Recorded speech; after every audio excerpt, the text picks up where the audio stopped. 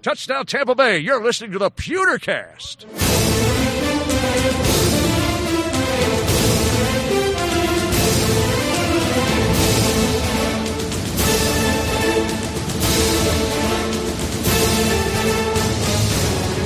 Welcome to the Pewtercast. This is our final thought show for the Bucs versus Panthers. I am Brent Allen, your host, and I'm joined, as always, by my co-host, Ren Daxt. Ren, how are we doing tonight, buddy? Doing fantastic. Yeah? That's all you get. That's all I get tonight? That's all you get. No story, no little anecdote about what I've been up to since Sunday. No. I'm doing good. Let's ready to roll. Yeah, Let's man. do it. Yeah, I you know what? I'm kind of with you on that. Let's just roll right in. This episode, Ren, normally this is an episode where we have a special guest get all lined up, and we had a special guest, but life just kind of got in the way. So for tonight's episode, it's just you and I, my friend.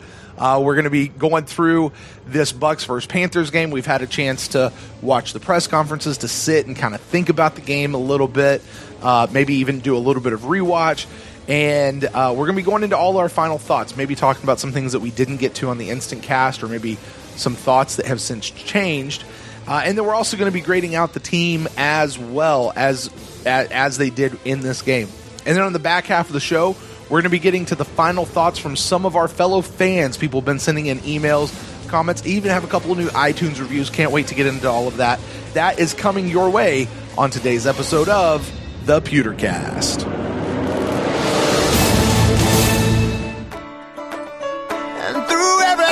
We've learned, we've finally come to terms. We are the outsiders.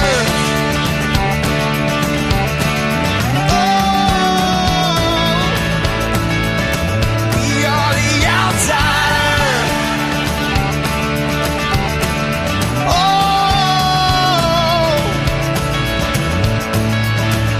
I'm not leaving without a fight. I got my holster around my side. Just 'cause I'm wrong, it don't make you right. No, you ain't right. Oh, why are we keeping score? 'Cause if you're not laughing, who is laughing now? I've been wondering if we start sinking, could we stand our ground? And through everything we've learned, we've finally come to terms. We are the outsiders. Welcome back to the Pewtercast. This is our final thoughts and grades. And Ren, little bit out of the normal. We're getting right into it, man. Right into our final thoughts and into our grades. So, buddy, I guess we'll just jump right into it, and I'll put it to you. You've had a couple of days to think about the game. I don't know if you've had a chance to rewatch anything yet or not, but I'll put it to you. Any final thoughts coming out of this Bucs versus Panthers game?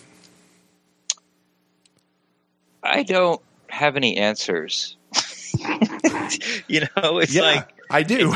I really do. I get it. Everyone listening understands. Like, I have no answers for what's going on defensively on this side of the ball. Like, I just, it feels like it went like this last year. Not nearly as bad as a clip as far as scoring wise, but every week there was a major issue you could point to and go, well, if we just did that better, we might have had a chance. This week it's tackling. It used to be sacks, and I figured out why no one cares about the 10 sacks anymore. Why is that? It's because as a fan base, we just equated 10 sacks with a better pass rush. And if we're getting a better pass rush, we figure that would translate into some defensive stops and, winning games. But now we see that more than likely we're going to get a 10 sack, guy. Right. But it's not correlating to wins, like not even close, So no one really cares about it because in your head you're going from A to B, and we're almost to B, but it's the wrong B. It's not it's not kind of where I wanted to end up. So there's no answer. And what I guess I don't say scariest or saddest, but it's, I guess what's frustrating as a Bucs fan is you watch Dirk Cutter's Monday morning presser. Mm-hmm. And it's happened twice for me. The one after Chicago, where I felt like, fire defensive coordinator. Now what? Well, I thought that was probably his worst explanation. And then he has no answers for the defensive side of the ball, and he never will. Yeah, that's the frustrating part. Like he can't tell you what's wrong with the defense, and he can't fix it. Yeah. And he knows it. And he said it many times. You don't want me in the defensive meeting. It just wouldn't be good. He's basically saying I don't know how to run a pro D, which is fine. I don't think every head coach does, mm-hmm. There are very few that know how to do both, but when it's the glaring issue about what's holding this team back. See, here's the thing though. And this is why I have a problem with that. Okay. He's an offensive coach. Right. Which means he has to know defense on some level because he's got a scheme against it. Right. He's got a plan against it. He has to have some understanding of defense and I mean, at least sit in the room and go, hey, here's how I'd plan against your defense. Your defense sucks. And I'm going to exploit this and I'm going to go for this. And here's how I'm going to do this.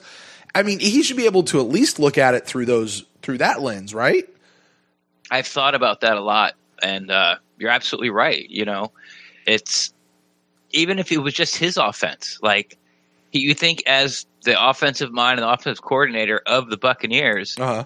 He would have, even though he doesn't do anything to the defense, he could tell you the best way to defend the Buccaneers. Yeah. It's like if, because he knows where the weaknesses are, and it's the same thing. So mm-hmm. If, he can look at the Redskins offense and know exactly what he's looking at, right? Uh-huh. So then he could go and tell Mark Duffner, hey, right, if this is what I would do to stop these guys because I know what they're trying to do on the offensive side of the ball, which means this is what you try to do on the defensive side of the ball. Right. So I'm sure and sorry to interrupt, but even not, you know what? He's the head coach. He's still responsible for that mm-hmm. side of the ball. Mm-hmm. Just because you have a D coordinator, and that was his big problem, honestly. It's the biggest issue I had with how he handled Mike Smith in that whole situation was he just said for 2.5 seasons, hey, Mike Smith, you're here. You just go do that. I'm just going to do this, and everything's going to be hunky-dory. And I need a head coach to be the head coach. You have to be above your coordinators. You've got to be above that level and be able to do both, or at least be responsible for both. Step up and do something for both. Now, I don't know how these guys, the successful coaches are doing it. I don't know how Belichick does it. I don't know how Sean McVay is doing it here over the last 2 years. I don't know. He doesn't touch the defense. But do you think he's in those meetings at all? No, you don't think so? I don't know, because I don't know. I really don't. Well, here's the thing. I mean, the Bucs won their only Super Bowl exactly like that. The head coach was not allowed in the defensive, John Gruden was not allowed to touch Monty Kiffin. Yeah. That's fun. Well, yeah, but it was Monty Kiffin's defense. Right. It was no, okay, I'm sorry. Stop though. It was working. His defense was working, so why fuck with it? Why touch it, right? I get it. But I'm just saying that it's not as, Those are our rating, by the way. Yeah, okay. But it's not as I would say rare as you think it is. I mean, when Tony Dungy left the Buccaneers and got the job with the Colts and won a Super Bowl with the Colts, uh-huh. He was told don't touch the offense. It's none of your business. The offense, you basically don't have a say. I mean, of course you have a say, blah blah blah, but you can't change things over the offensive coordinator. Mm-hmm. I'm fine with that as long as what the coordinator is doing is working. But if the coordinator is not, I mean, this is okay. This topic we haven't really talked about a whole lot here in a long time. That's leadership 101. When you're the leader of the team. You've got to delegate the lead leader when you're the guy. You have to delegate your when you're in the lead responsibility. of racing with the leaders. There you go. You've got to delegate that stuff. And if their stuff's not working, you've got to step in. That's your job as the number one guy. Look, I'm with you, really, but just to play devil's advocate, he did step in. He fired Mark Smith. 2.5 seasons into it. I mean, no, I get it. It's just that idea of him saying, you don't want me in that room. You know, taking that kind of, I don't really know what's going on over there. Yeah, it's like never that, good. That's not good. And that's not the answer okay. to have. Even, yeah. Exactly. That's the problem. The problem is, it's not really, the problem really isn't the answer. Like, you know, him, like, we all sort of know that. It's saying it out loud to people and be like, I don't know. Like, that's, you know, from a leadership position, it's just something you never really say, you know? It's like, hey, you make a call and it's a bad call. You made a call. You had to make a call. I get it. Okay, bad call. No big deal. Let's do it. And, you know, and I mean like firing defensive coordinator, keeping defensive coordinator. I don't mean like play calls from play to play, but that can, you know, be in there too. But yeah, but we'll just go, what's wrong with the defense? And, oh, we didn't tackle. You know, how do you fix it? You know, I don't know. Okay, I don't know. Somebody call Emilio Estevez, get him out there. He'll figure it out. If you can get those kids back to basics. It's a Mighty Ducks reference for anyone out there who didn't know. Yeah, it just didn't apply. Yeah, so, you know, should have said Denzel Washington. Who's your daddy? Who is your daddy? Who's your daddy, Ren? Who's your daddy? Anyway, yeah, this game. All right, so full disclosure, I have not been able to watch this game again, and I mean that both ways. I mean, not only have I the last 48 hours, I just haven't had time. I also have not been able to bring myself to watch this game again. Like I can't do it. And for those of you who will, I know Derek will, you know, he mandates the yes to watch the game again before he goes on and does his show. You know, more power to you. I think Ian Beckles has said he's watched the game a couple of times. More power to you. I just can't do it. I can't bring myself to watch this particular game. And here's the thing. It wasn't even that cringeworthy of a game. I mean, it was cringeworthy, don't get me wrong. But it was just, this was a game where just, you know, I think we were never in it. No. And we were never in it. No. And I'll tell you, I think right, wrong, or indifferent. And I mean, it's certainly, I have to admit this is still inside of me. And as I've surveyed Buccaneers social media landscape, it seems like I'm not the only one. In fact, quite a few people are with me on this. That right, wrong, or indifferent, a lot of Buc fans have really kind of just turned the page on this season. Like, this was the game that they said, okay, with this loss, the Bucs have basically put themselves out of playoff contention. I know it's mathematically possible that they could still be in the playoffs. I know that, but I also know it's improbable. Because, I mean, at this point, they're 3-5. To get into the playoffs, you really have to be 10-6, 9-7. 10-6 is really where you want to be. So, you know, with 8 games left to go, that means they got to go 7-1 in the back half of the season. Now, in theory, this back half of the season should be easier, right? We have all 3 division opponents, and they're all at home, which should be okay. But these are still tough teams. You know, and I got the Giants stink. The Niners, you know, are beat up because of injury. Sure. You know, same thing with the Redskins. The Ravens aren't nearly as good as everyone thought they were after like week 4. They've lost like 4 in a row. They were like 4-0, and now they're 4-4. So, you know, something like that. So, but you know, the thing Cowboys looked awful Monday night. Sure, I mean, they did. But to go 7-1's a lot to ask. And I really don't think it's so much of the loss at Carolina that everyone threw the towel in. It's how they lost, like how they were never in it. Yeah, they're never in it. It was just like, didn't like the effort, didn't like the execution, didn't like the focus, and whenever it felt like, you know, you talk about how bad the defense was in the first half, and you can blame, you know, a little bit on the offense because of the fake punt and the interception, if you want to. It's still 20 points they put up without those 2 things. But the second half, you know, when it comes down to these games and the defense, when they have to make the stop, like other teams like let me put it the other way. When the other team has to make a conversion and sort of go down and score to ice the game, they can. Right. They do it. It seems like they do it every right. time. And that's the thing. Like you're sitting here telling me, we're saying, hey, listen, the Redskins aren't that good. The 49ers are beat up. The this and that. All these other teams are looking at the Buccaneers saying the exact same thing. Right? They're going, look, yeah, they had a great little start to the season, but they're one of the worst defenses in the league.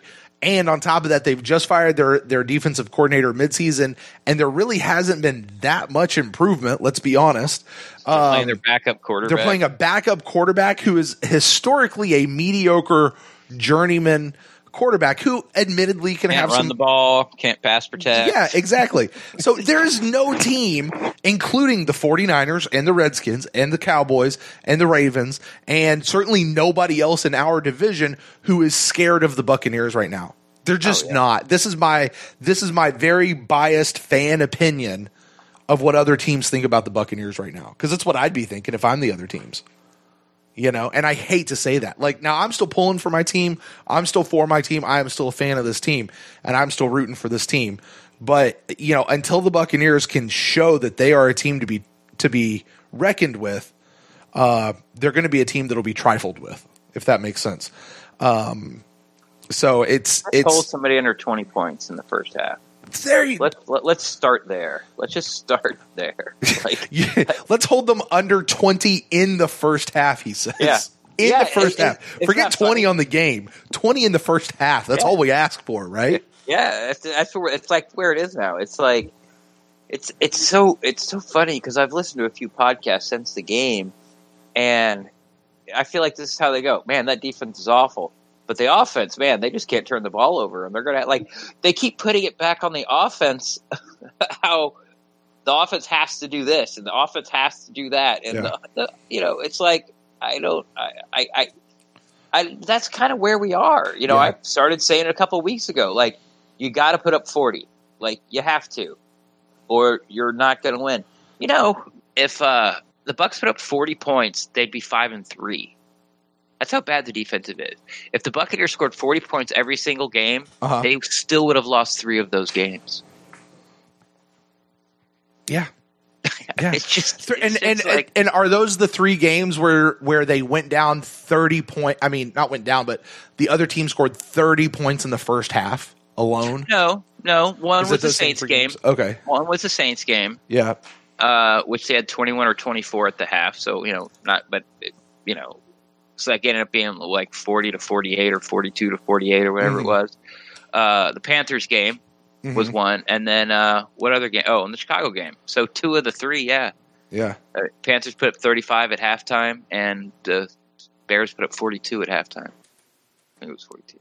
Yeah. So, and it's gotten to the point where the defense is so bad now you just accept it as a fan. You're like, okay, come on, offense, if you turn the ball over or you don't if you don't score every time you have the ball, we're going to lose. It's almost to that point. How many possessions we get? 12. You need to score a touchdown on 8 of those. Really? Pretty close. Yeah. It's oh my gosh. All right, Ren. Well, we've beat up on this team a little bit. Let's talk about some high points. All right. Sure. We don't usually do this in this part of the show, but I'll directly ask you, what did you like about the game on Sunday? Nothing. What are you talking about there? The effort was poor. Like, the focus was poor. Yeah. I'll give you one thing. I'll give you one thing that I liked. Sure. O.J. Howard. I thought he, by far, was the best Buccaneer on the field. Yeah. He's holding up his end of the bargain, for sure. Yeah. Okay. There you go. That's and end of conversation. That's all I got. That's all. O.J. Howard looked good. I mean, Adam Humphries. I mean, he was there for us every time we needed him.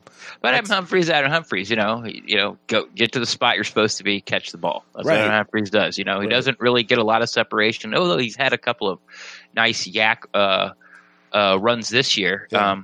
But most of the time he catches the ball and he gets tackled. He's like a teeny tiny Cam Brate. Which, I mean, you gotta give it to the Panthers and their defense and their game plan. You shut down Mike Evans, you shut down Deshaun Jackson, and you shut down Chris Godwin. The Buccaneers are going to go to Adam Humphries. And we kept going to Adam. I mean, like, I know there's this talk out there about how like Mike Evans was shut down. I mean, I don't know. Honestly, I don't know if that's true. I mean, was he shut down or did he just have an off day? Yeah, exactly. And when Fitzpatrick tried to hit him, he had an off day. He was targeted 10 times, caught 1. Okay, you look at that, and you're like, wow, the cornerback really had him. Mike dropped 2 passes.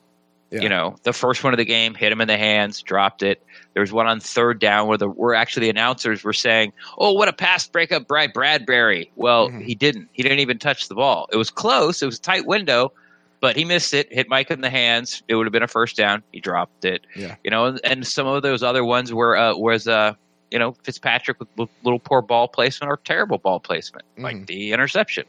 So, and I don't even know if you really went at Deshaun Jackson enough to say, like, they shut him down. Now, I could see, like, they took him away.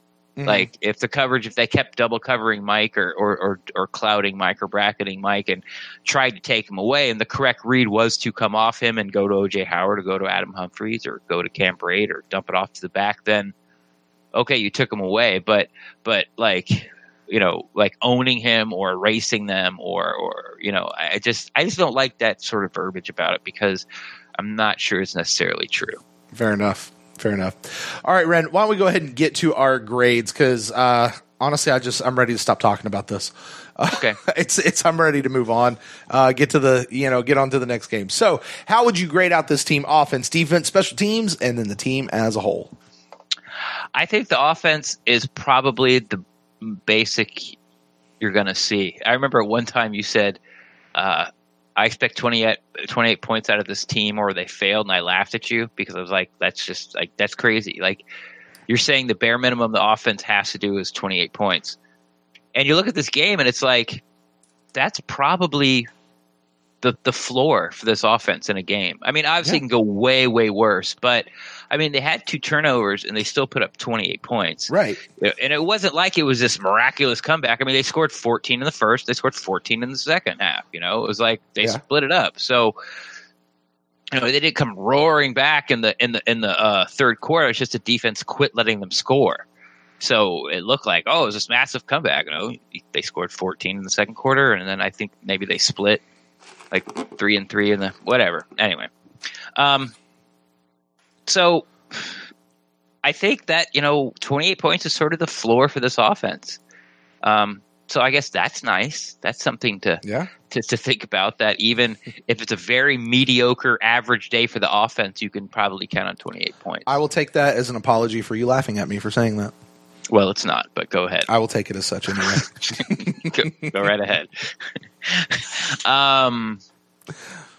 So a grade for the offense, to see, it's hard to, if you look at the score in a vacuum, like, well, they scored 28 points. Like, well, yeah, but they also had 2 turnovers and when when a push came to shove, the offensive line sort of folded. Fitzpatrick, threw a late pick, and then he took a sack. That the last possession of the offense was a sack of the game. Right.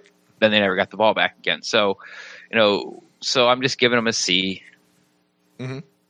Okay. The defense. Do I even have to give these guys a grade? Give them an I for an incomplete.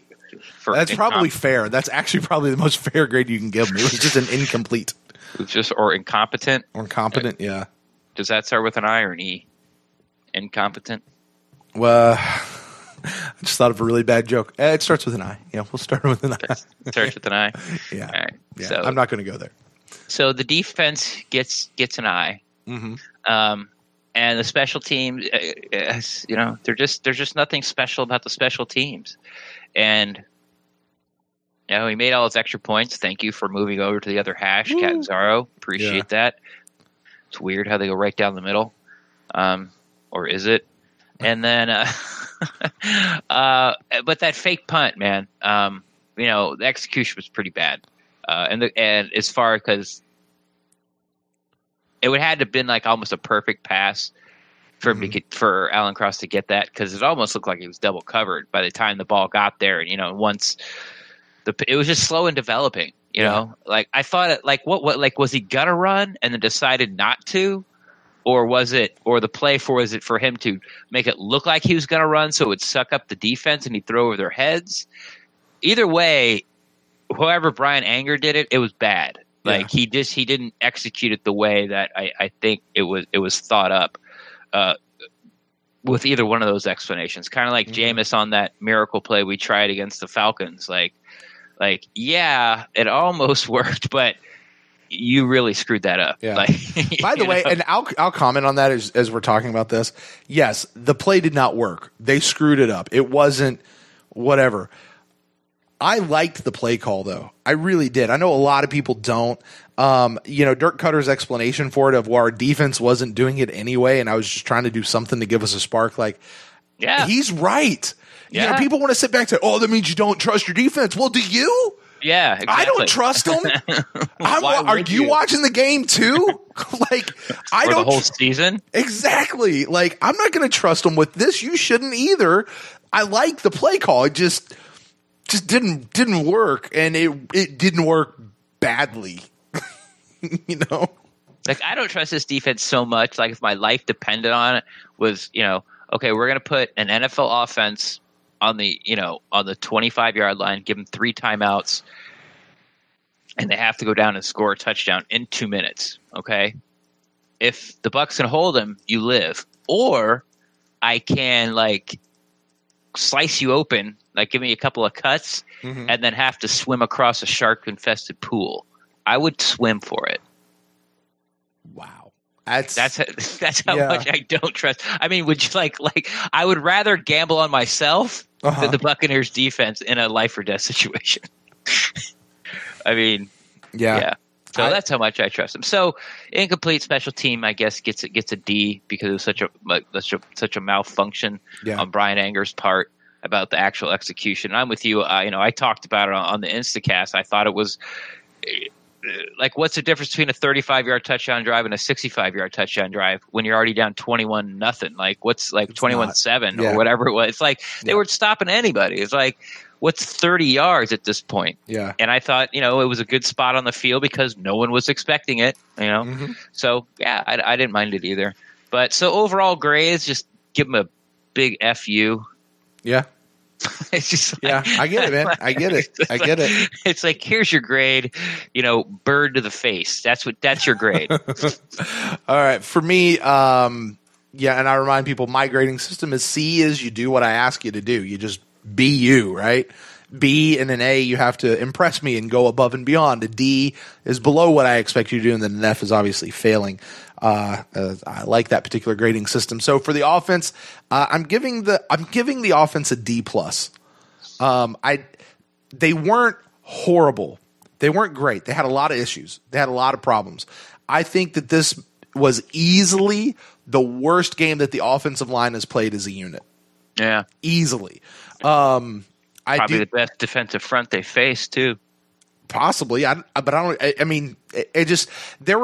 were times that I saw, and you know how much we talk about Donovan Smith and how much we defend him. There were times when he would not just let his guy go; he would turn around and just watch him take 5 steps before that guy actually got to Fitzpatrick or to Peyton Barber or whoever he was bringing down. And Donovan was just like, yeah, whatever. I mean, there was no hustle and giddy up over there with him.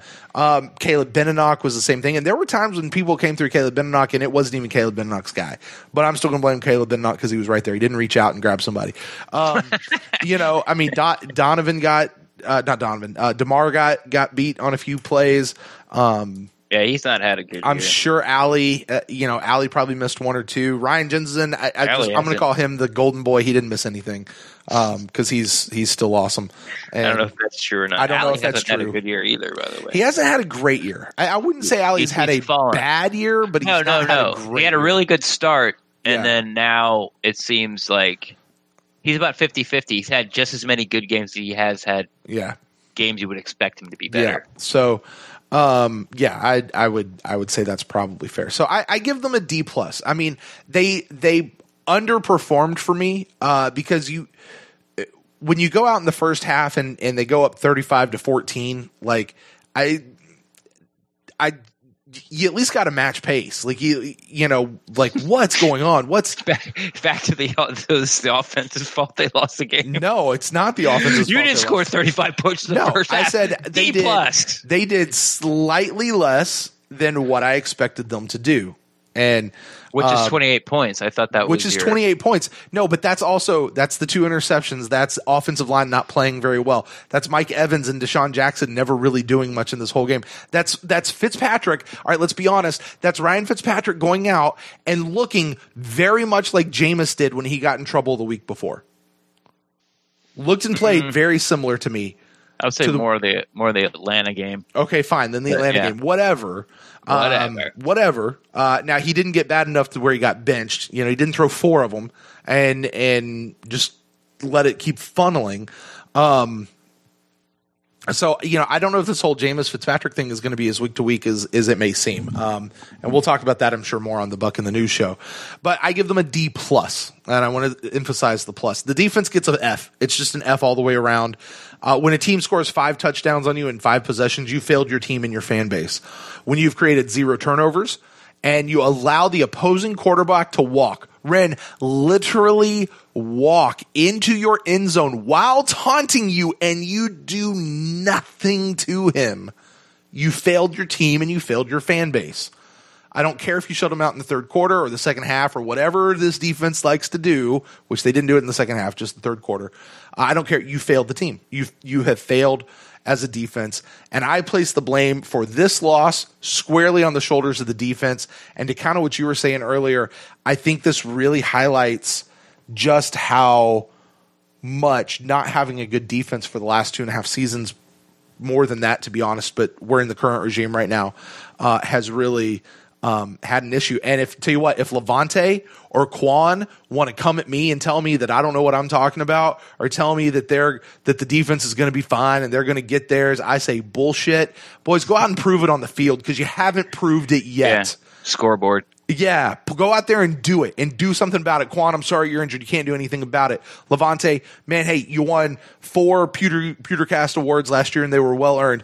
But you know what? It's not translating, guys. It's not translating. So stop talking. Go out there and do your thing, and then we'll talk about it then. Our job's to talk. Your job's to play. So anyway, that's all I have to say about that. All right, special teams, I give them a C. Just to see. They did what was expected, right? The kicker actually made his points. Ooh, that shouldn't be that hard. The returners didn't cough up the ball. Ooh, right? You say all the time. Dirk Cutter, his plan for special teams is just get the ball and don't lose it, right? Yeah. So that's what they did. Great. Ooh. Anger had one really nice punt and on some of the other ones. So, okay, great. So they get a C. Overall team, to me, and if I'm trying to be, there was a time where I just said if you lose a game, it's an F. To me, overall as a team, I give them a D-. The first half sucked about as hard as it could. Second half was interesting. Sure, the team came back within 7, but they still really never had a chance. So I give them a D-. It just, yeah,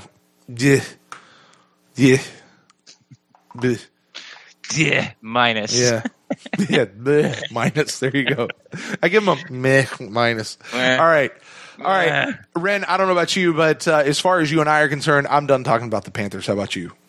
Never heard of them. All right. Well, listen, while we may be done talking about the Panthers, you guys are not done out there, fans. We've got several emails that have come in giving your guys' final thoughts on this grade. So we're going to get to that along with some iTunes reviews coming up in the next half of the show. So stay with us. We'll be right back.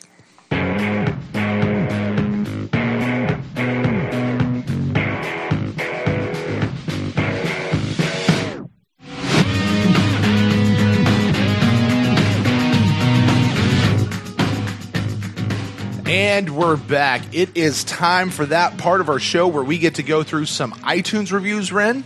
We get to get some emails and read some emails from our fellow fans out there. That's right, folks. This is your part of the show. Now, typically, so far this year, this has come out as its entirely own show later on in the week, but without having the extra interview this week, and honestly, it was a little bit of a shortened final thought segment.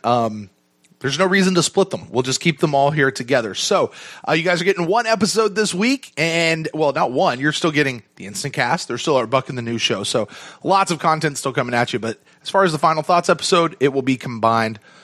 as 1. So, Ren, with that, we do have a couple of new iTunes reviews this week that we'd like to read. So, looking over there, going into that, our first one comes to us from Zammy Pup. This is a 5-star review titled Ear Candy. And let's see here. This says, as a long-suffering Buccaneers fan, it's always a pleasure to listen to this duo extend my suffering with recaps and previews. My name is Todd, and I am a Buckaholic. I know the Bucs are bad for me, but I'm addicted. I try to quit, only to turn on iTunes and see great podcasts like the Pewtercast tempting me back to the bottle of long suffering, and I consume. I get riled up. I swear I'm going to quit again. Step and repeat. Seriously, I always enjoy the Pewtercast, especially the Instant Cast, so good job with that. I have nothing negative to say, except that Ren is wrong about Jameis. And now there's a year worth of excuses. I'm over it. I just want to be entertained, not kicked in the balls with his, meaning Jameis's, perpetual poor decision making. I don't know, Ren. Actually, that might be. No, I'm joking. That's very clearly Jameis's. He says, cheers. Well, thank you, Zammy Pup, for that review. Yeah, thanks, Todd. And I feel you. I mean, I'm not. Apparently, I've been. I guess if you listen to the pod, which obviously Todd does, that I come off as this sort of Jameis Winston defender or apologist. I'm not trying to be. Like, I'm not going out of the way to, like, I'm not ignoring some stuff and just, praising the other things. It's just, yeah, the turnovers are bad. I get it. He had a bad start those 3 games. It was in the Cincinnati game, it was just a total meltdown, but then you think about how, then you look at other young quarterbacks, in the league, or younger quarterbacks. It's, Jameis getting the point where, like, he's just played like 3 full years of football, right? With those 3 games. Yeah, that'd be right. Because 36 games. Yeah. Yeah, that was how it would have been. No, not 36. 36, 32, 48 games. Yeah, so that was, so he just, with that Bengals game was his 48th game, so his 3rd full season. These young quarterbacks that are doing well, or you could say that are doing better than Jameis, with wins or not as many turnovers and all that kind of stuff. You look at them and they have a running back or a defense or both, or like a really good play caller. Not that Jameis doesn't, so but there's other things to it, and there's just this defense that you've seen for these past years where I almost feel like Jameis' condition is that he thinks in the back of his mind that he has to score on every single drive, because if he doesn't, they're going to lose. I don't disagree with him there. In fact, I've said every single time this year, every single game this year, if I'm the offense, I'm thinking in my head, I've got to be up 2 scores at all times, because I don't trust the defense to be able to hold this thing. Like, I get that. I get that idea. That might be a little bit more acceptable for me to have that idea as opposed to the guys who are actually on the field. But it's I can understand it, man. And, I think the thing, Ren, that we are very clear that we are fans of this team, right? And we don't come in here and try to pretend to present unbiased opinions of anything.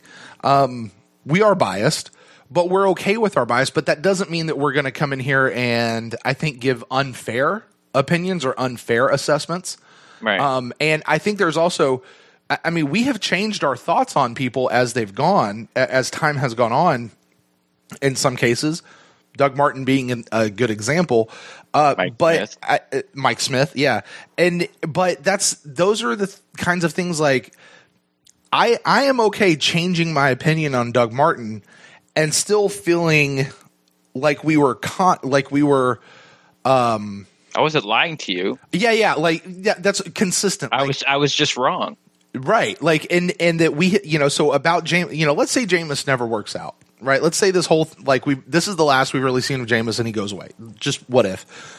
I don't think that negates what we have said for a whole bunch of years. Like, I think we have been consistent, in what we have expected and seen out of him. It just, and I think he's had a raw deal from definitely with this defense that he's had to play with. But I think we've also been fairly critical of him, for the things that he deserves to be fairly critical of. So all of that to say,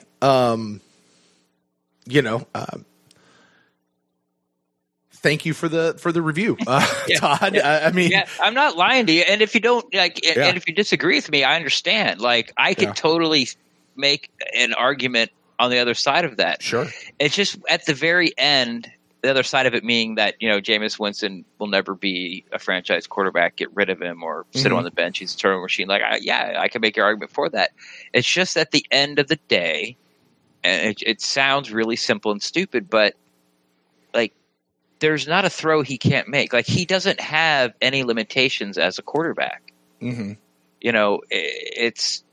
If he can get over like the decision making or the, I'm starting to think it has to do a lot with the off the field issues that just sort of like his redshirt freshman year at Florida State was amazing. Like 48 touchdowns, 10 interceptions, something like that. Then he ran into trouble. Mm-hmm. And he still went to the college football playoff, but it was more like 28 touchdowns and 22 interceptions. Right. And then he gets to the NFL and, he's learning and his interceptions are going down, his completion percentage is going up, his QBR is going up. Then this whole Uber thing comes out. Right. She's still suing him in civil court. Right. Like, he's still dealing with this. Yeah. Yeah. It hasn't gone away. It's not over with. There's no closure on it for him yet. And now we're sort of seeing him regress into, where he eventually just fell apart on the field in Cincinnati. So yeah, I get it. But I'm starting to think that these off the field issues, I guess, they're a factor. They show up on the field. Yeah. Yeah, they are a factor. I get that. And Scott Reynolds over at Pewter Report had a big, very, very, very long, as his Fab Fives tend to be, article about a lot of that, and a lot of people. You can't divorce one from the other. It's not an excuse, but it can be a factor, and I certainly get that. Now, to the rest of Todd's iTunes review, Todd, I feel you when you talk about being addicted to this team. You talk about trying to quit. I am ashamed to say there have been seasons where I have tried to quit and go be a fan of another team. It's just I can't. I just can't. Like, I just don't care about the other teams. Like, I love this team.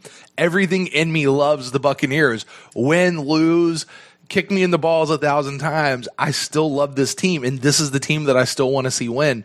And I think it was once I accepted that, I knew that's when I was a diehard. I knew that's when creating a podcast would be a thing for me. Was when there was just no reason. I mean, even moving to Jacksonville, there's a crappy team right here in Jacksonville. Like, I could get tickets here and it'd be a lot easier. And my wife has told me that she's kind of tried to, like, why don't you stay here in Jacksonville and just be a fan of it? Just be a Jags fan. Right. And I just can't do it. And you know what? A 3.5-hour trip down to Tampa, 10 times a year at least, is not that big of a deal to me. Like, it doesn't feel like that far of a drive for me. So, and I think that's just because I love my team so much. So, Todd, I get you, man. I really, really get you. And I appreciate the 5-star review. It is ear candy. Yeah. We try to certainly keep it entertaining for you guys. All right, Ren, let's go on and move to another review. This one comes into us. It is a 5-star review. Says, great podcast from Seaboard. CB I don't know, something like that. He says, this was one of the very first Bucs podcasts I started listening to, and it is still one of the best that I have found. They take you through the whole week from pregame to postgame, and they are very entertaining. Keep up the good work, and go Bucs. I think that's, I've heard we get that a lot in reviews about this entertaining thing, and it always kind of strikes me as funny because, we'll talk to other podcasters and stuff. When they come on our show, we go on their show and stuff, and people are like, "Yeah, you guys," they're just. And even people now at Cheryl's work have started to listen to the podcast, and they're like, "Yeah, like you guys." They keep saying there's something between us, like there's just something that we have. I guess they call it people call it chemistry or whatever. Right. And I'm just glad people like it and find it entertaining, find it funny, because a lot of people don't find me funny. I find myself hilarious. Like I think I am hilarious. And some people think, I'm either a little too crass, a little too rude, a little too mean. And at times I can be. But, you're so affable. I don't know if you've learned or it's just the way you are. Like, you just know that, I don't mean anything by it and just let it roll. We just keep rolling. You're you and I'm me. And, people seem just sort of like the Fred Astaire, Ginger Rogers dance we do. Okay, but who's Fred Astaire and who's Ginger Rogers in this equation? I would have to be Ginger Rogers. I think I'll take that. I think I'd look better in heels, and I think that me being able to pick up the dance steps backwards while in heels would just be. I think I'd pick it up quicker. But have you ever? Because I have stood in Walmart staring at the pantyhose line, trying to figure out which pair would fit you. No. Bam. Well, yeah. I mean, bam. Let's. I mean, and the lady who came, and I just find this funny. The lady who came to help me, and I said, I need a pair that's going to fit me. And she gave me like two cross eyes and then looked back, and the pair that she pulled off the rack said queen. She gave me the queen size. She called me a queen, which was awesome. And for anyone who wants to know, it was for a play. I played Rapunzel, actually, of all things. What? Hi. Yeah. Played Rapunzel? Hi. Yeah. Yeah. What? Why? Yeah. Were you at an all boys school or something? No. It was just part of the. It was the gag. It was more of a folly. It was. Yeah. It really wasn't a play. Yeah. Okay. So, but it was they talk about Rapunzel, this hot chick living up there, and all of a sudden I come out with this wig and this dress and pantyhose and all this. I'm Rapunzel. It was funny. Did you get a date? No. No. But I mean, I had a girlfriend at the time, so it was. I meant in the folly, Brett. No. It didn't happen. Did not happen. So anyway, thank you. We do try to be entertaining and. But do we try? Do what? I don't think we really do try. Yeah, it just happes, okay. And I think that's what people like. You don't believe me? Yeah, it just oozes out of us. I'm saying, like, we're just us, and people find it entertaining. There you go. I do too. There you go. Like, I co-host bro hug. All right. No. All right. Let's move on. Okay.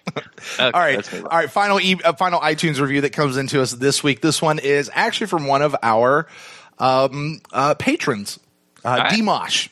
Or at least I'm assuming it's him, because it's Demetrios M. Says, well worth a sub. Okay. It is a 5-star review. It says, have been listening to these guys since prior to last season. They're the epitome of a well-done fan podcast. There are a couple other ones out there that aren't cranked aren't cranked upstream fests, and the Pewter guys tend to cross over with the good ones. Bottom line, good production, strong analysis, no pretense, and worth a portion of your content consumption budget. I like that phrase, content consumption budget. I like that. Dimash, like trying to get us some money there. I like that review.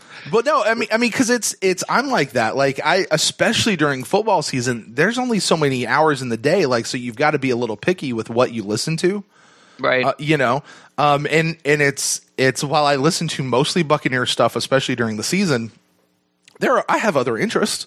And there are other podcasts that I do listen to, and that I'm involved with. So, there is a certain content like, just as a podcaster, I like that phrase, content consumption budget. Anyway, thank you, Dimash. I appreciate that. I'm assuming you're Dimash.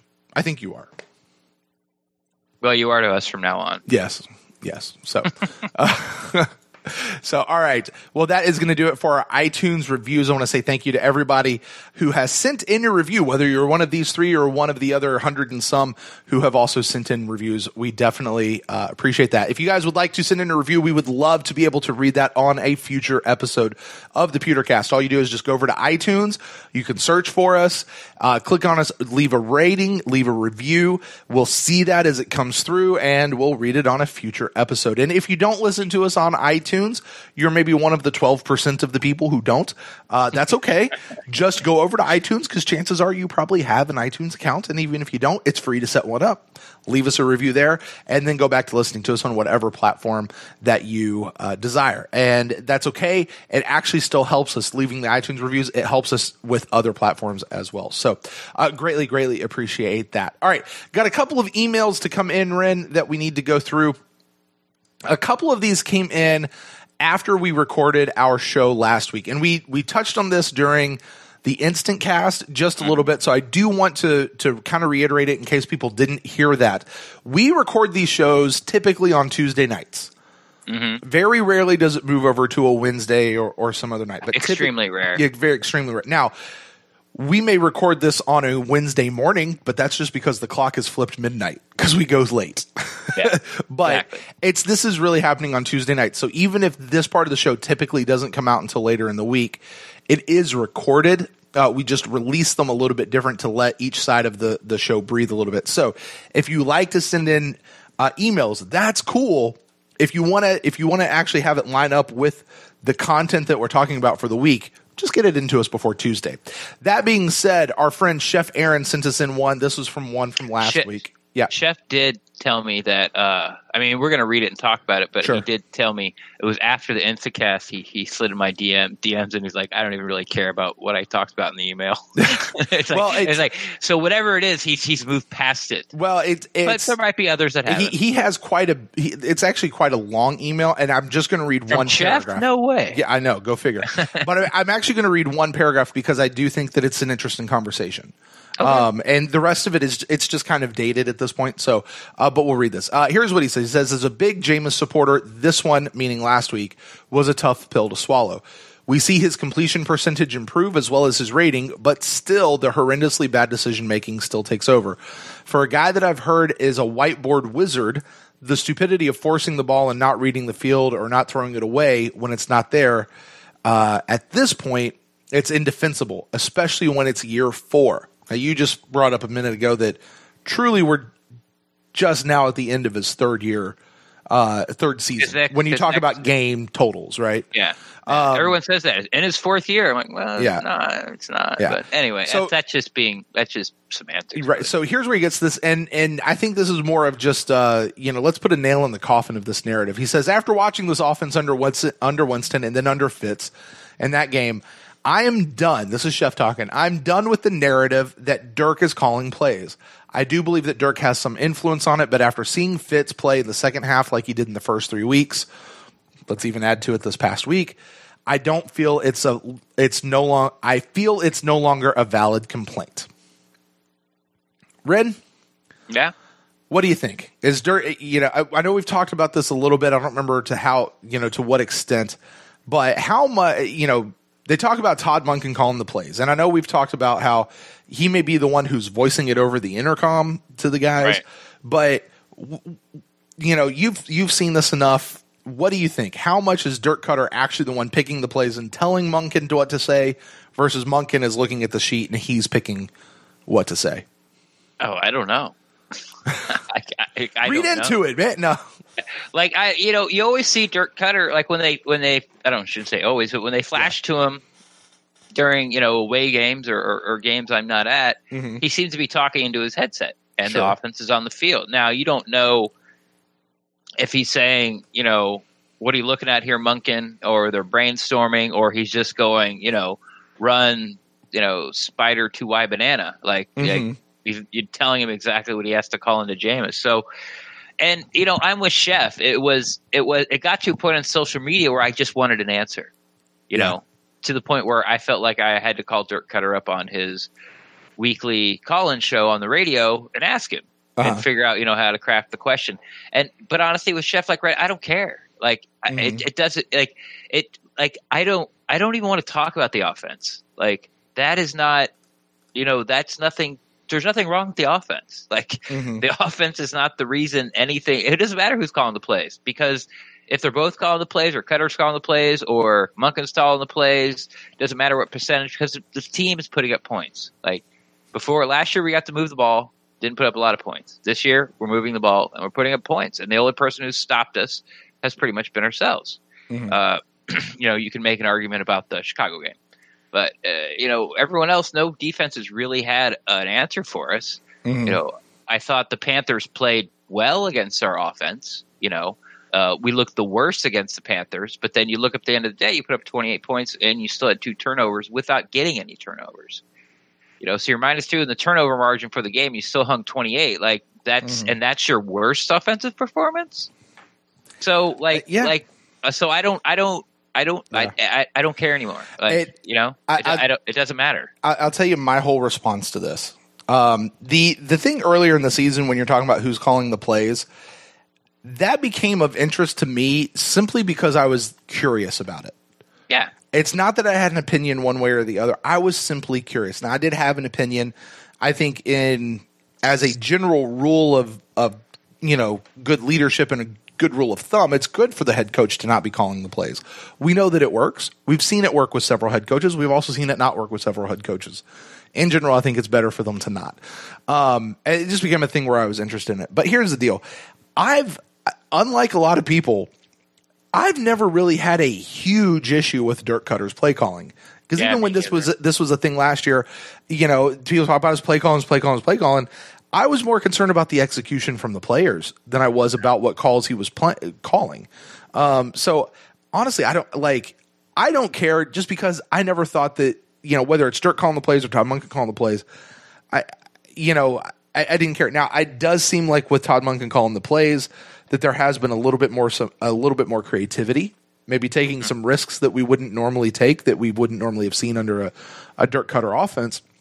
And I've liked those. But as you said, we have also this year, and I don't know what it would be from last year, but the offense is moving just fine. And they're scoring pretty well. I don't know where they are in red zone completion percentages or anything. Well, it's got to be pretty good, or it'd be all over Twitter. Yeah, I mean, and if it was bad, then it'd be tweeted out constantly. And going into this last game, I know the team was still considered number 1 in the league in total offense. Not total passing offense. Total passing, yeah. However, whatever it is, I don't know where they are right now. Yeah. But I mean, they're still up there. Yeah. So it's I don't care. Whether it's Dirk or whether it's Todd Monken.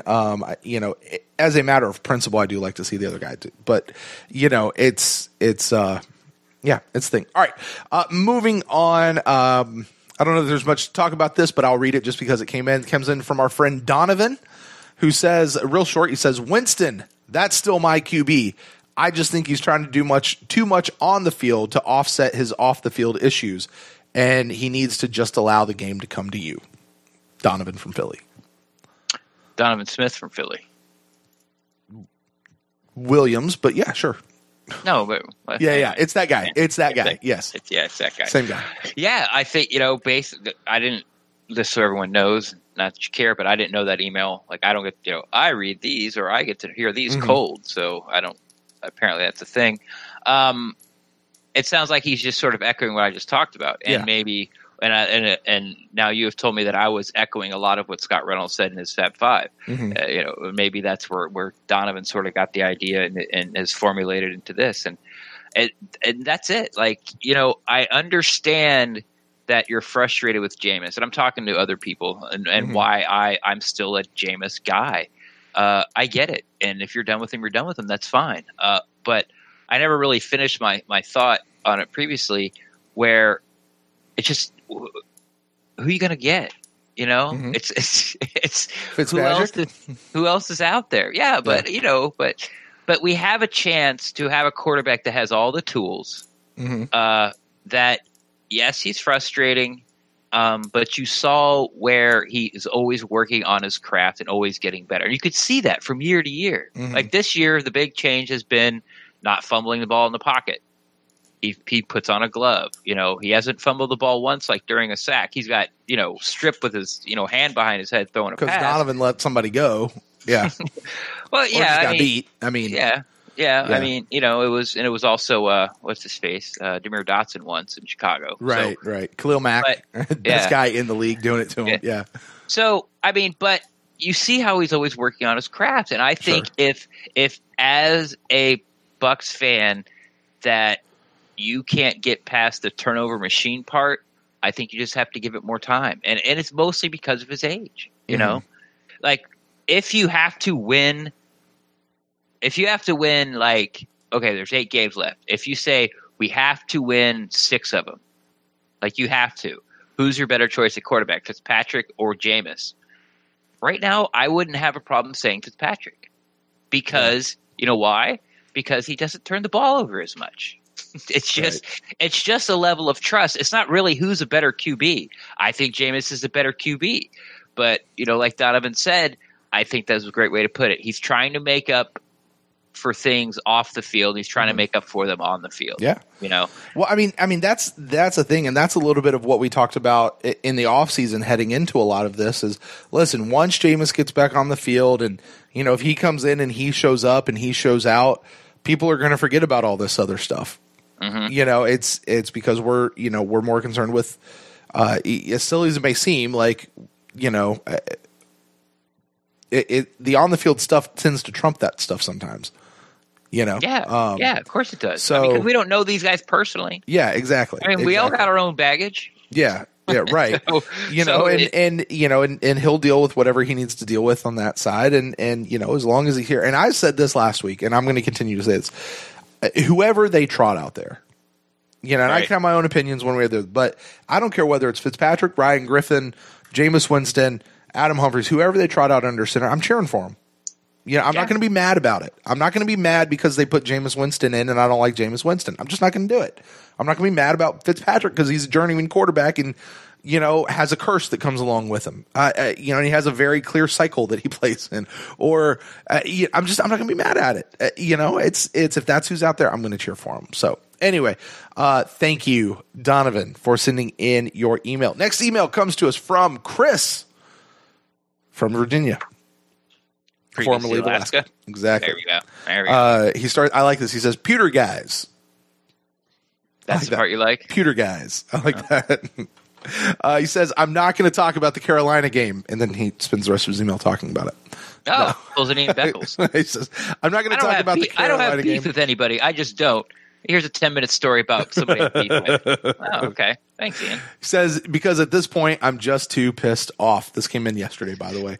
He says, what am I going to talk about? What I'm going to talk about is where the Bucs go from here. He says, I have defended Cutter, and I'm at the conclusion where I just don't think he's the guy. For some reason, this team can't play at home, and they can't play on the road and constantly go down 25 or more points to begin hold on. I think he had an autocorrect in here. Or more points to keep it close just to give up a touchdown or a field goal at the end to lose. The team should be further along after 3 years. Blame it on the defense. That's fine. That was Cutter's decision to keep Smitty this season. To keep Warhop where the offensive line is trash in 2016, 2017, and now in 2018, that's Cutter's decision. The team is number 1 in total offense, but only because they're number 1 in passing yards per game and 5th in PPG. Points per game. Points per game. The inability to get a whiff of a run game and then immediately they go away from it. I heard for 3 years that this team wants to run the ball more, but it never happens. You're telling me that if Jameis Winston played Chicago or against the Panthers that the same results would have happened? This team was down 35-7 by halftime. Down 35-3 in Chicago, down 30-10 in Pittsburgh. Guess who was the quarterback in the first half of all those games? This offense is designed to throw downfield, and that's just not Winston's strength. Look at the numbers. Matt Ryan in 3 years under Cutter, 45 interceptions. Winston in 3 years under Cutter, 44 interceptions. Ooh, I like when people pull stats. Let me pause there. You got anything you want to respond to? Yeah, it's, I'm almost to the point where I'm with Chris, like, on Coach Cutter. It's not that I don't want him to be the coach anymore. It just might be the point where, he's sort of out of cards left to play. Yeah. Like, I've done, Has like, he peaked? This is as good as it's going to be. This is all I can do. I have no more answers for this. And, we can go back to that thing where, well, the offense is doing great. It's the defense's fault. So it's the best Buccaneers offense ever in history. It's leading the league in passing yards. It's the top 5 scoring offense. Like, why you want to get rid of him? And I understand all that, and I agree with it too.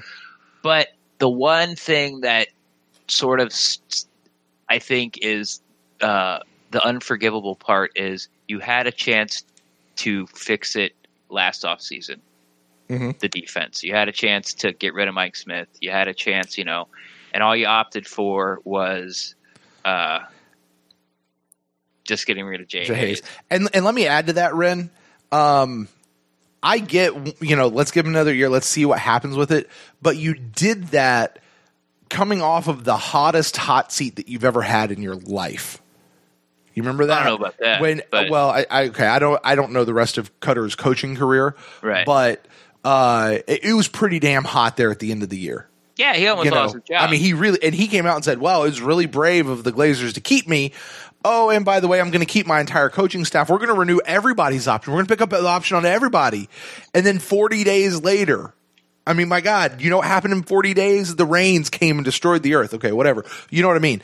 Like 40 days later, like, okay, yeah, we'll get rid of Jay Hayes and we'll promote Todd Monken to full-time coordinator, which means we'll bring Skylar Fulton in. And that's about it.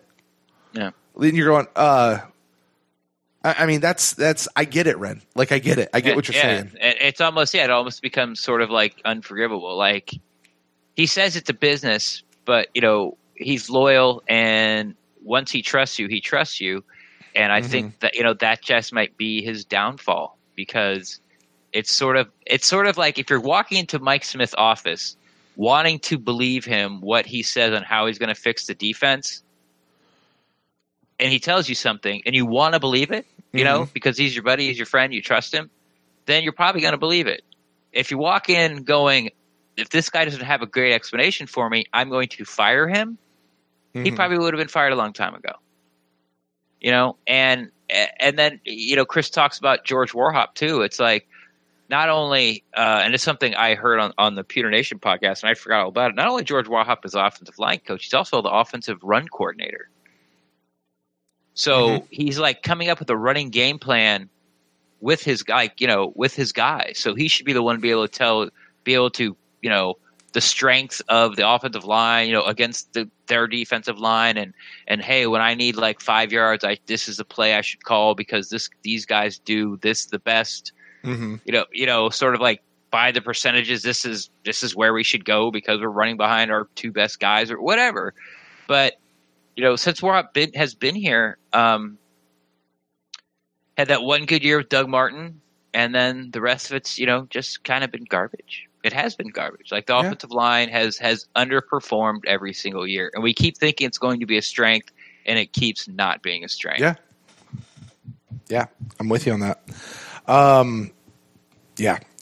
Chris goes on. He says, in my opinion, benching Winston was Cutter's last card to play. If he continues to play Fitz and the team keeps losing, then I could see the Glazers firing him before the season ends if Dirk keeps refusing to play Winston. The Glazers have to see Jameis Winston play the season before they hand him $20 million. They aren't going to make a decision based off of 3 games.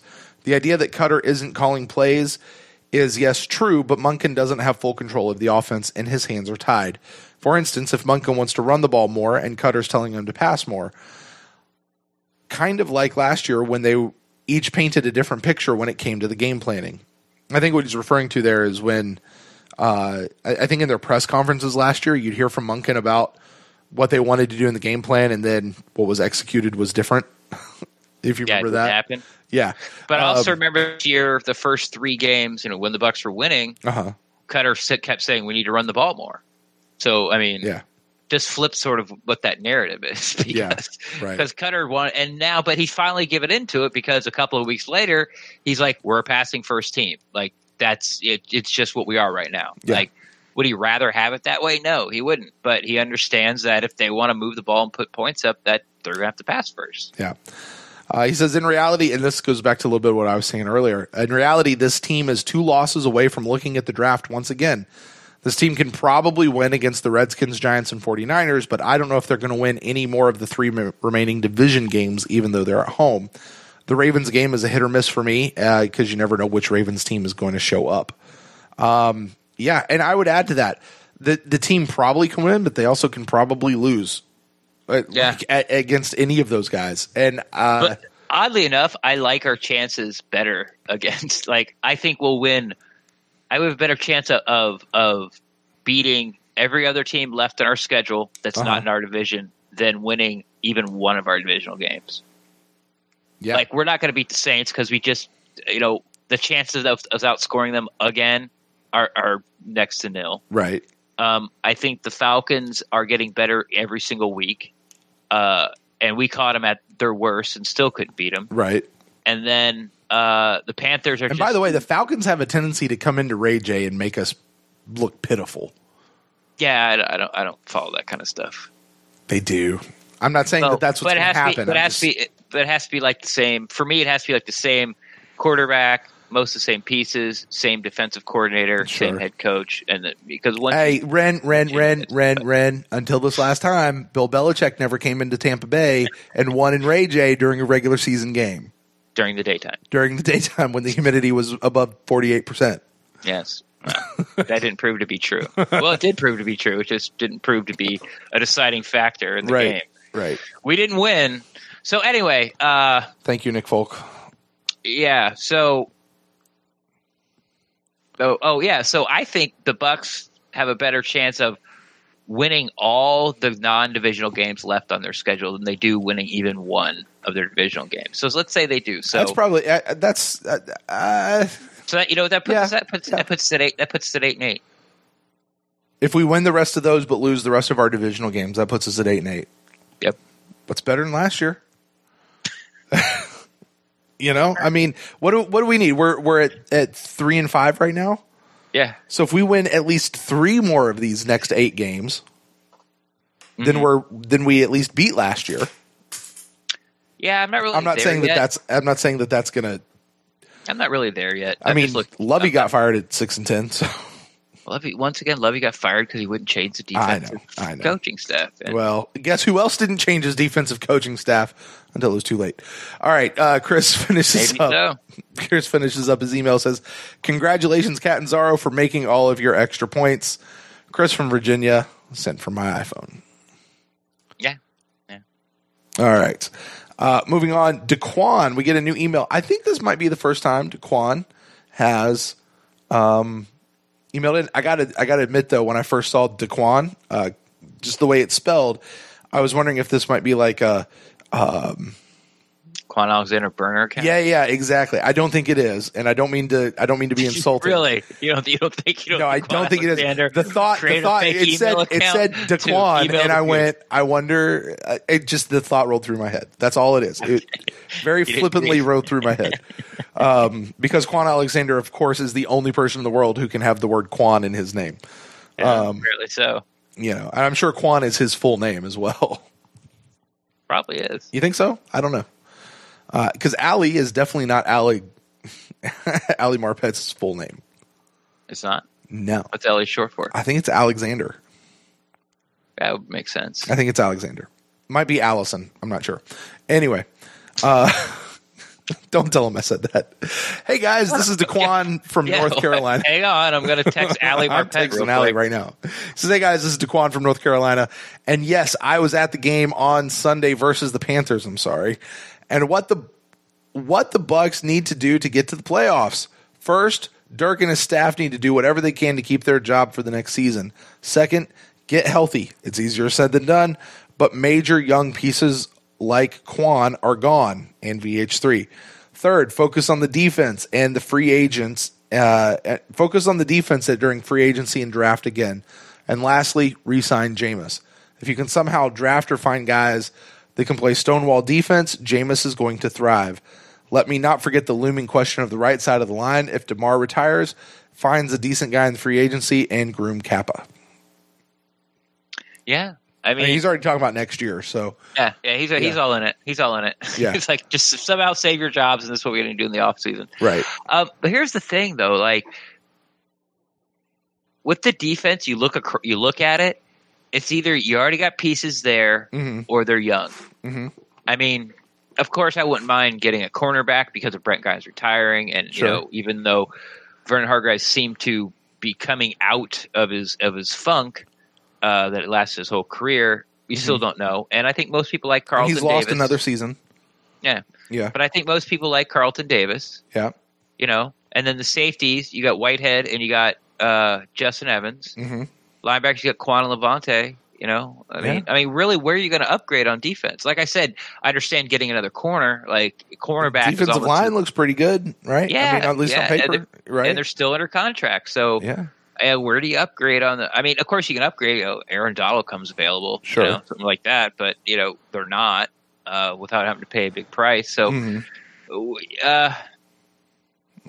here's the thing. He talks about. It's easier said than done that major young pieces like Quan and VH3 are gone for this year anyway. And who knows what happens next year. Here's what the Bucs don't have. They don't have a lack of talent on their team. Their failures are not for lack of getting good players in. I mean, unless these are players that just completely the people have either overhyped or misanalyzed or whatever. Like, that doesn't seem to be the issue. I mean, you look, for everyone across the league will tell you that Gerald McCoy is a great player.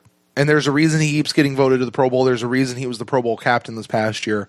Brinson Buckner came in and said, I would love to play with a guy like Gerald McCoy.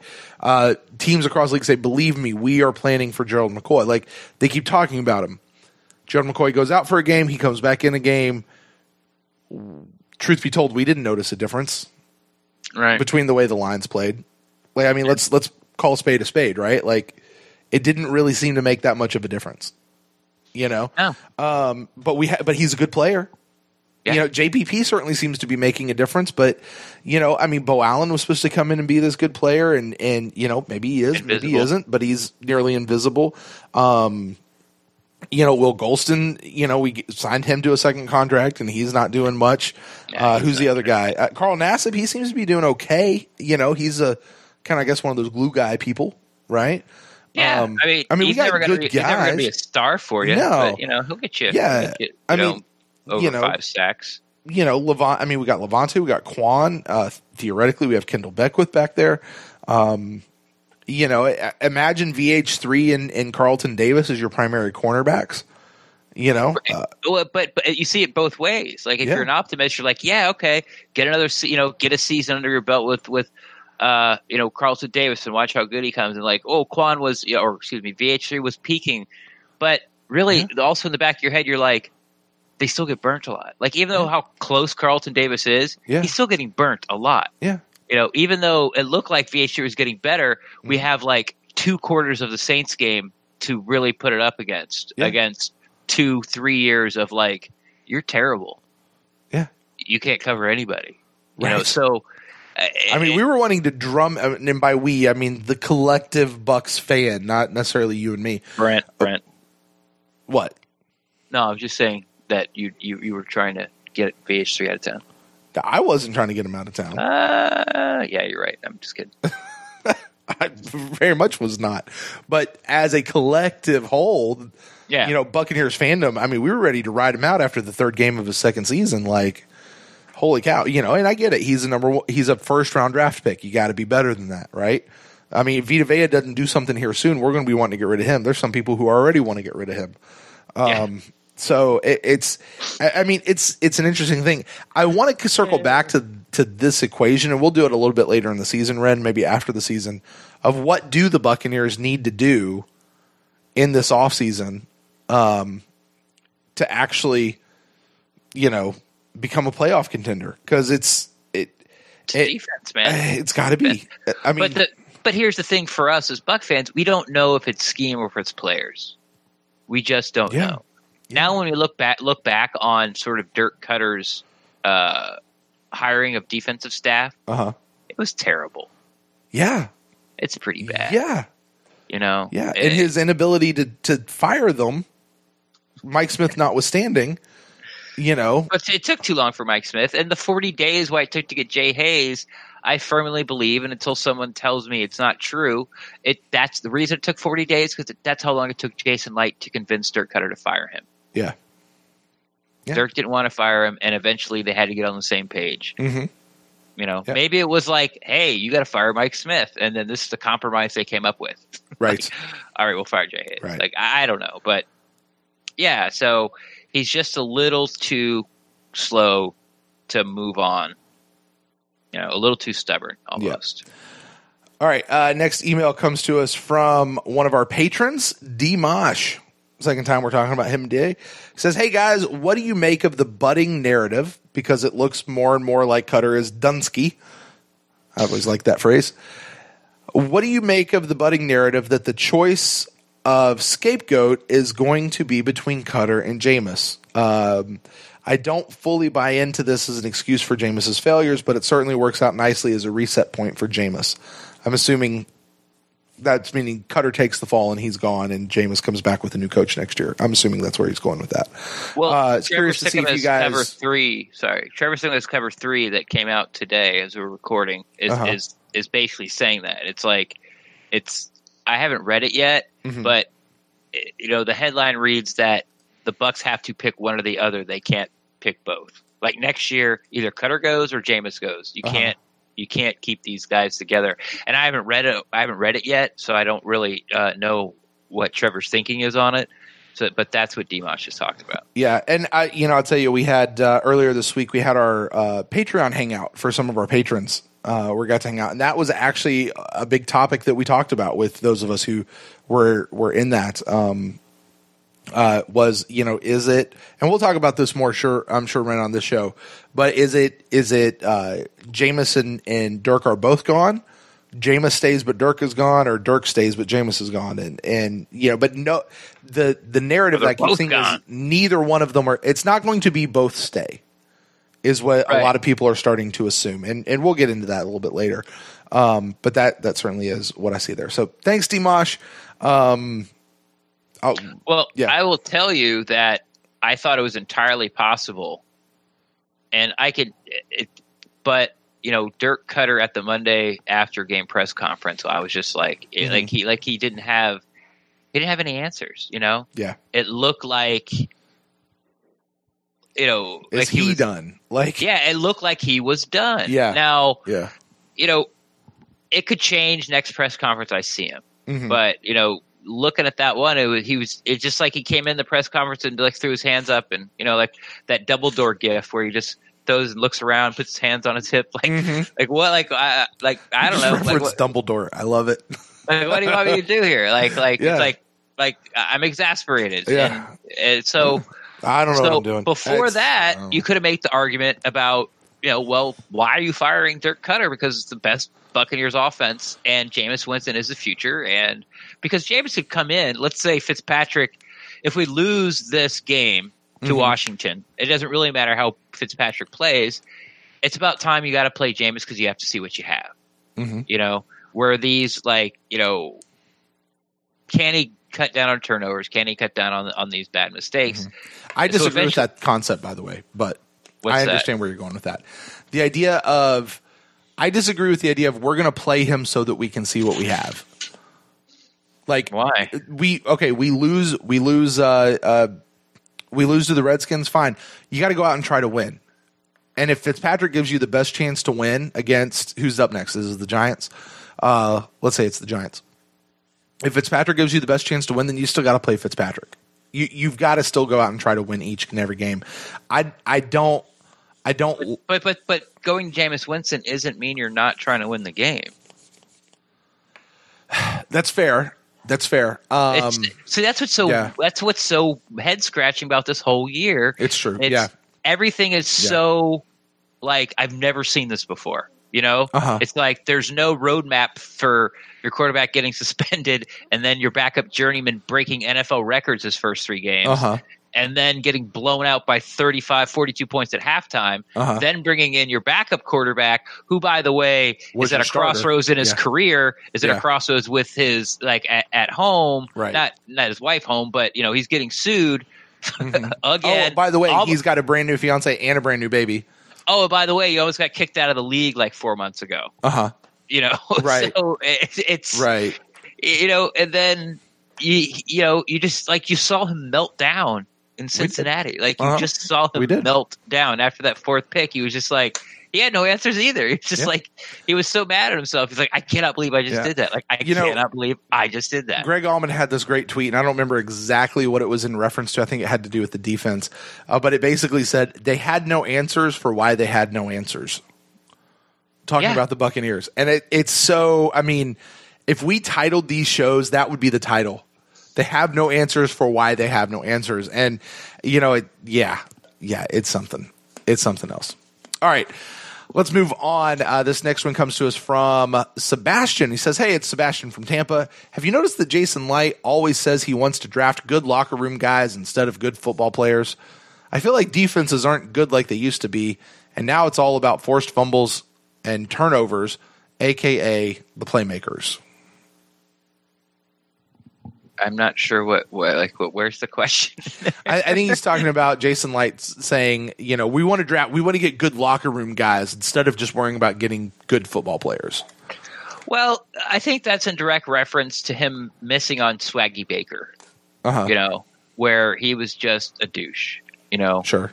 And now he realize and then when that happens, you realize like, hey, not only does talent evaluation goes into it, now like I should put more emphasis or grade higher for how the guy is in the locker room or what his teammates think about him, that type of stuff. So I mean I get it when the defense is doing historically bad, and you know your GM's saying like I want to just get choir boys, like I need good people in my locker room, and you're like I don't care if that guy killed my dog, can he get me does he sack the quarterback twice a game? He can play for my team. So, you know, it's sort of where you're at. And I don't think Jason Light is necessarily saying that only nice guys or only, you know, good locker room guys are the people I look at, or somebody who's immensely talented, but there's rumors of him not, you know, sort of being a problem in the locker room that he won't get him. I don't think he's saying that. So, you know, it's just something to look at when the team's not doing well, man. You know, and I feel you. It's just you got to start trying really to find reasons why we're not doing well. Right. Yeah. Right. Why you're missing on players? Why? Yeah. You know, why does everyone else's players work out and none of ours do? Like that kind of stuff. Yeah. Because we're the Browns of the NFC. No. Anyway. We are. Next, by the way, so you remember we had our friend Wrestler Joe on the show, big Browns fan. They have never heard that idea of Joe so and so. Well, yeah, he hadn't, but I've talked to a couple other Browns fans. Like they've never heard that idea of such and such a team is the Browns of the NFC or the Brown. Like it just seems like a foreign concept to a lot of them. Anyway, not this conversation. Next email actually comes to us. This is this week's email from our friend Chef Aaron. He says, hashtag it's a Bucs life. I like it. He says, it's a numbing feeling at this point with this team. There's no consistency anywhere on this team, and I've never seen such piss poor, horrendous tackling in my 23 years of watching football. Seriously, it seems like they were just taught to dive at the ball carrier instead of wrapping them up. No offensive line, no matter who they bring in, and it remains unbalanced and inconsistent. At this point, it all falls on Warhop, who I also found out game plans the rush attack, as said on the Pewter Nation podcast. Sounds familiar. Yeah, he's not wrong. Tackling was horrendous. He says, I'm so done with this defense. There is no hope for it. It's pretty clear that at this point, the defense isn't taught to create takeaways, only to just not get beat deep, which they still do sometimes, I might add. It seems like Justin Evans has been MIA since the Bears game, and Grimes is just going through the motions until the season ends, so he's robbing the team of $10 million. The only player in that secondary that is showing out is Davis. Yes, he's taking his rookie lumps, but he's still contesting wide receivers and hanging in with some of the best in the game. Yeah, I mean, it's. I think we've talked about everything he talked about already. Yeah. But I will say, when I get this numb feeling where it's like the Panthers game, like, it's like, you want to rewatch the game? No, I don't. I don't. And it's more of self-preservance. Yeah. It's like you have to just start to not care as much, or you're going to freak out. Yeah, you're going to lose it. Yeah, you will. I get it. And you know what? Like, your wife and my girlfriend aren't going to understand why I'm losing it, and they're sure as hell not going to think it's okay. Right. My 6-year-old and 3-year-old aren't going to understand what's wrong with Daddy right now. Yeah, I get it. So you just go, I expected that. You just lower your expectations to a point where you don't lose it, man. You don't blow your stack. Yeah. He says, when it comes to next year, I'm thinking that with most of these veteran contracts coming up, maybe to get rid of them or restructure them and go get Le'Veon Bell. Bell would sure give this team a rushing attack regardless of the offensive line. He's a dynamic running back. I will agree with the first half of Chef's statement. I wholeheartedly disagree with the second half of his statement. I'm all for getting rid of some veteran contracts or restructuring them. Honestly, some of these veterans just don't seem to be making an impact. They might be good, but they're just not. It just, for whatever, it's just not working. I'm not a fan of getting Le'Veon Bell. Ren? I'm just going to leave it there. I'm not a fan of bringing him. Yeah. He's not a good locker room guy. He's not a good locker room guy, and he can't stay on the field because he keeps getting suspended. Yeah. Or sitting out. Yeah, exactly. You can't stay on the field. Le'Veon Bell's talented, but then I guess what sort of takes away from the Le'Veon Bell or bust train is watching what his backup, James Conner, is doing. Right, which is better than Le'Veon Bell's numbers or something like that. Yeah, or they're just as comparable. Best numbers ever. And so you're kind of, and I kind of flash back to Cutter where he keeps saying, you can get, running backs anywhere. And year after year, he's proven right by some team. Somebody finds somebody that's, ends up being one of the best in the league that wasn't a first-round pick, wasn't a top 10 pick. I don't even know where they got James Conner. Probably the 4th, 5th. I doubt it was the 3rd. So it's so probably right around where we got Jeremy McNichols. Actually, I think Cutter talked Lyda out of the Connor pick to get McNichols. Just kidding. I don't even know if they're taking it. I think Connor's a rookie, so. I just, and I'm not a huge Le'Veon Bell fan either, but that doesn't, I might not know what I'm talking about because I really wasn't a huge Deshaun Jackson fan until he got here. And I was like, oh, okay, well, he's done everything he said he's going to do. He constantly works at his craft, does his job, gets open, scores touchdowns, doesn't cause a problem in the locker room. That we know of. That we know of from, besides, let's not talk about last week when discussing the subject. So, I just, I'm not going to mortgage the future to go get Le'Veon Bell. Yeah. So, but I some of these veteran contracts, it might be time.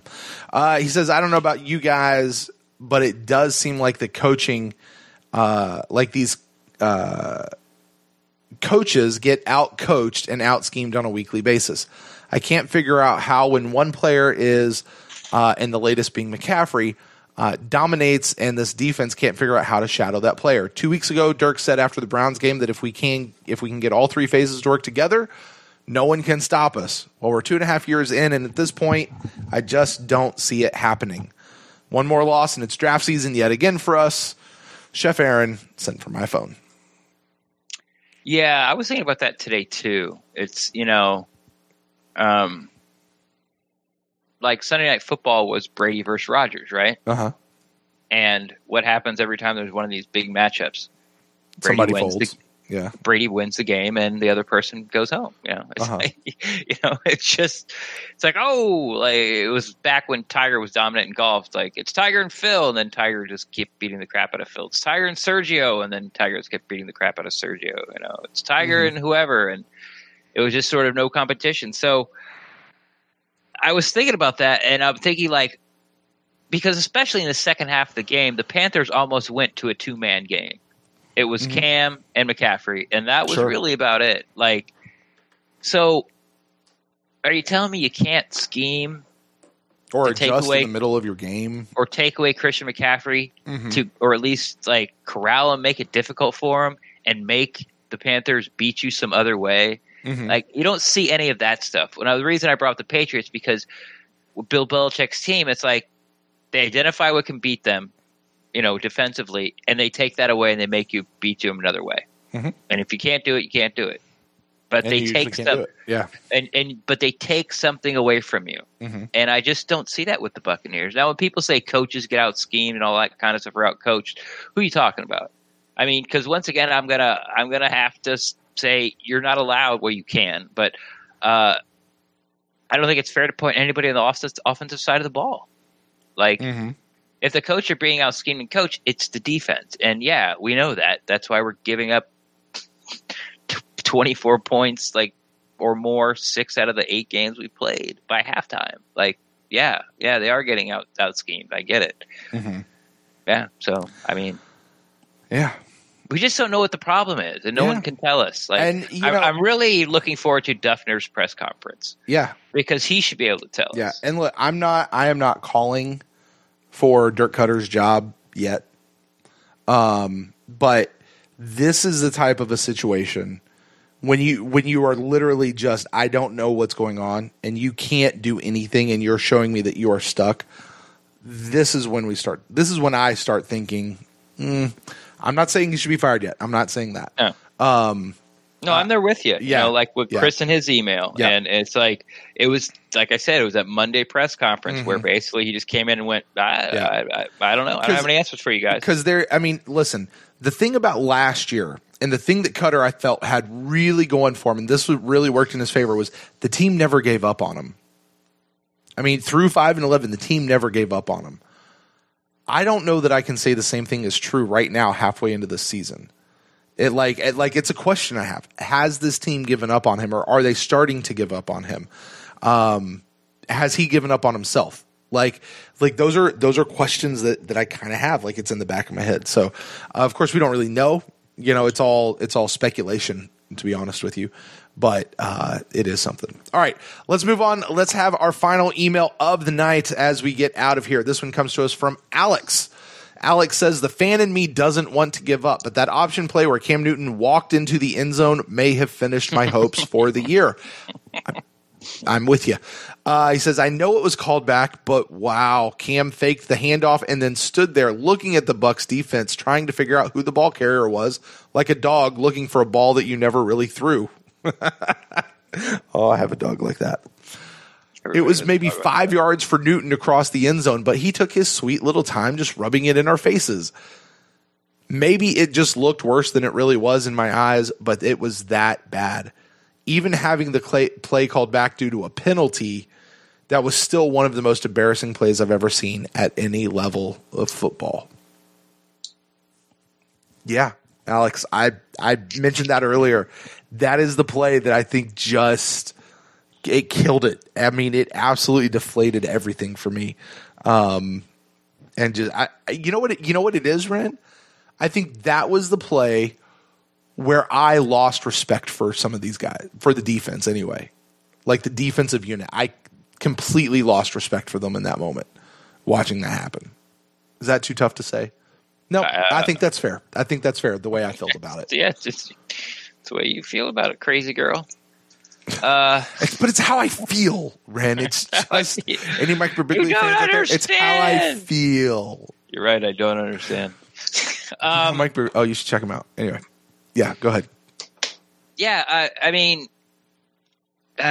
Yeah, I get it. I mean, it was embarrassing. I mean, obviously, I didn't take it as hard as you or Alex, or probably other people out there as well. Mm-hmm. That's just, that's the kind of crap that makes me not like Cam Newton. Just crap like that. When he's winning, he's on top of the world, and he's rubbing it in your face constantly. That's what he does. He rubs it in your face while smiling in your face. And I've always been on the side of like, well, if you don't like it, stop him. So I try not to complain about that kind of stuff. Mm-hmm. But on the flip side, when Cam's not doing well, it's everyone else's fault but him. Mm-hmm. And that's sort of where I just don't like Cam Newton and crap like that.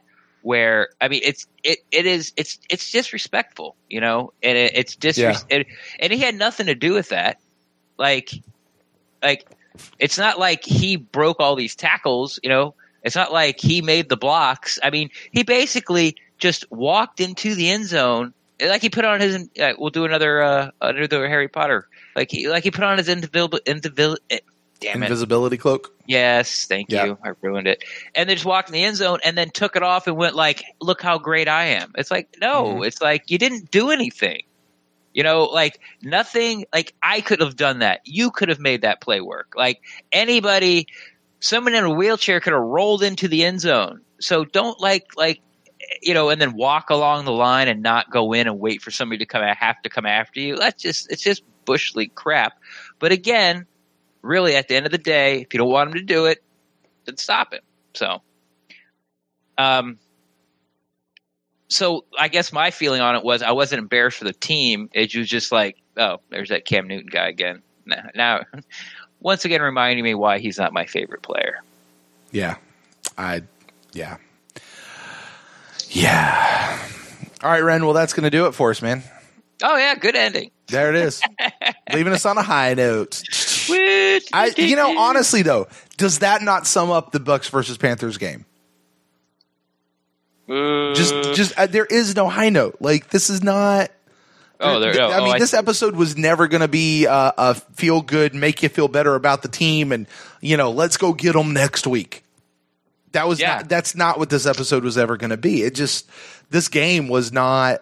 This is a game where we talk about that. Now, listen, our next episode, our Buck in the News episode, we've turned the page. We're looking at the Redskins game, and we have that coming up, and we're back at home, which is going to be good. And I'm excited to get down to Tampa. I'm excited to don the pewter and red and to get out there and cheer for my Buccaneers live, and to meet some of our listeners out there, our friend Craig in Vegas, who's a perennial call-in, our friend Bucks Princess. I've never actually gotten to meet her face-to-face, so I know they'll be coming out. Listen, if you guys are going to be coming out, Ren, I don't know if you're going to be there, but I will. You will. I am. We'll be at the What the Buck tailgate. That's where we'll be before the game. So you guys, wherever you are, come out to the What the Buck tailgate. We would love to meet you guys out there. Would love to see you. Please come say hi to us. Because I get out to those things and I feel like a middle school kid just standing on the wall, like, what are we going to do? So come say hi. I would love to talk to you guys. But Ren, until then, why don't you tell the folks out there where they can find you on the internet? Best way to find me is on Twitter at Rendax, REN_DAXT. I'm always down to talk some Buccaneers football. That's weird. I know. I can't find a good one. Like, I just want, always down to talk Buccaneers football. I need like. I like that. Actually, I like that phrase. Just as it is. I like the phrase, but it's like, it's like an app on your phone. All of a sudden, it just updates for no reason, and you're like, why? Just because I guess the developers got tired of looking at it that way, so we just sort of changed the fonts and stuff. Right. And send you an update. So I'm just trying to update it, and I just haven't found my sweet spot yet. We'll keep working on it. Buccaneers football. Pew pew pew. If you guys want to get in touch with me, I'm at Brent Allen Live. I'm a pirate! If you guys want to get in touch with me, I'm at Brent Allen Live across all the social medias. And if you want to get in touch with the show, we are at The Pewtercast on Twitter, Facebook.com/The Pewtercast. Shoot us an email, as so many people did, to thepewtercast@gmail.com. Just a reminder, be sure to check us out later on this week. We have multiple shows coming to you guys every single week. The Buck in the News show will be coming out, late this week, early this weekend. We'll have the Instant Cast on Sunday night, 10 o'clock. You guys don't want to miss that. If you get a chance to call in, we'll talk about the game. Of course, we have our Final Thoughts show, and who knows who may be dropping by here in the future. But until then, guys, listen, keep your head up. Shadow knows. The Panthers game is over. The Redskins are coming to town. So we'll close this out like we always say. Go Bucks!